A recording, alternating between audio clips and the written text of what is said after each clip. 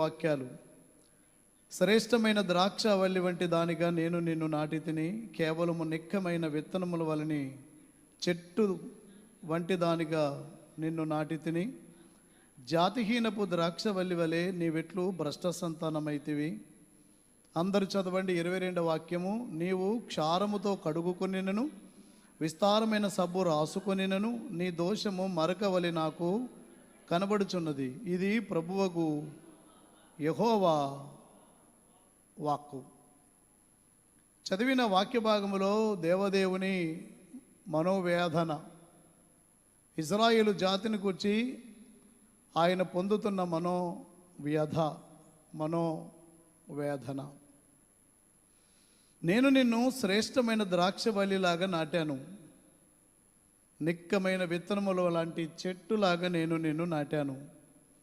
ఎందుకో నీవు జాతిహీనపు ద్రాక్షవల్లిలాగా భ్రష్ట సంతానమయ్యావు. పైపెచ్చు నీ నటన సామాన్యంగా లేదు. నేనా?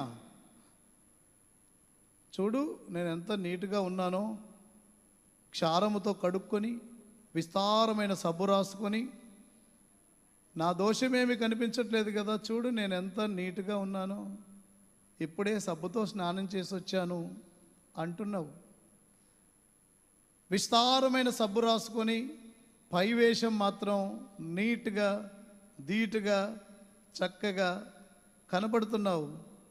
కానీ నిన్ను చూసిన వాళ్ళందరూ ఎంత నీట్గా ఉంది ఇజ్రాయేలు అన్న ఈ జాతి అని అనుకుంటున్నారేమో. కానీ నేను నిన్ను చూస్తే నీ దోషము మరకల్లాగా నాకు కనిపిస్తుంది. నీవు క్షారముతో ఎంత రుద్దుకున్నా, క్షారం అంటే ఉప్పు, క్షారముతో నీవు కడుక్కున్నా అండ్ విస్తారమైన సబ్బు రాసుకొని ఉన్నా నీ దోషము మరక వలె నాకు కనిపిస్తుంది. ఇది ప్రభువగు యెహోవా వాక్కు.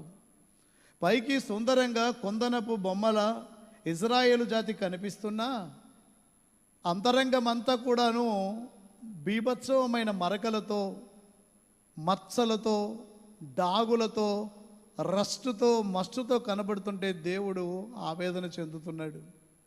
నేను నిన్ను నా దానిగా చేసుకున్నాను, సకల జాతి మనుషుల్లో నుంచి ఇజ్రాయేలు జాతిని నేను ప్రత్యేకంగా ఎంచుకున్నాను. అయితే నువ్వు ఎంత తప్పు చేశావో తెలుసా? ఒక వైవాహిక బంధంలో ఒక స్త్రీ తన పెనిమిటిని కాదని మరొక వ్యక్తితో తప్పు సంబంధాన్ని కలిగి ఉంటే అది ఆ భర్తకు ఎంత వేదనో. ఇజ్రాయేలు జాతి, నీవు నా సొంతమని సకల